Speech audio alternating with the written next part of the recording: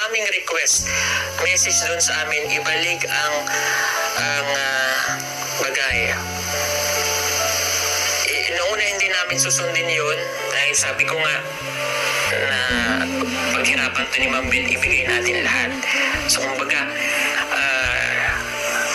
nasa puso niya talaga yung pagtulong. Marami na rin siyang natulungan.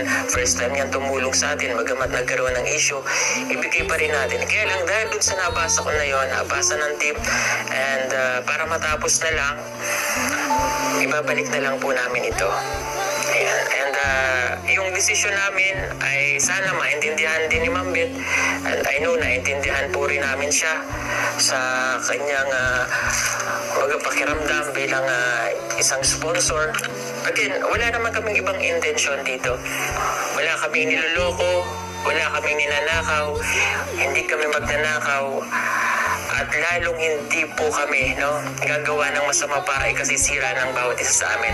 From the start, wala kaming issue. Hindi masaya yan. Masaya lang kami. At hindi kami nagkakagulo. Ginagawa namin ng paraan lahat. Maging maayos lang. Salamat. So, personal po talaga, magaan na sa loob ko. Ito yung makakapagpagaan po sa amin, kaya ito po yung naging desisyon namin. Ganon din po sa ibang mga viewers na nanonood, na yun din ang desisyon nila. Yan, para maging magaan na rin po sa loob ninyo.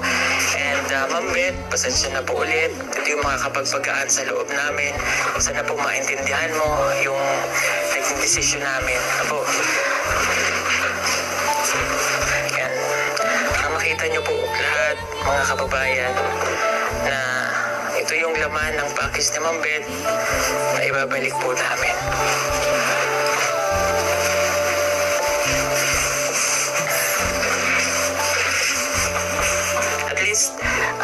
Hindi po masasayang yung mga package na ito, may pamimigay niya sa mga kamag-anak ni Ma'am Beth.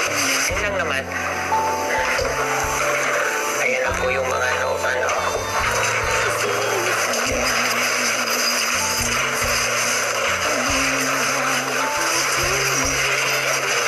Hello po sa 11,000 viewers. Thank you so much. Salamat po sa inyo.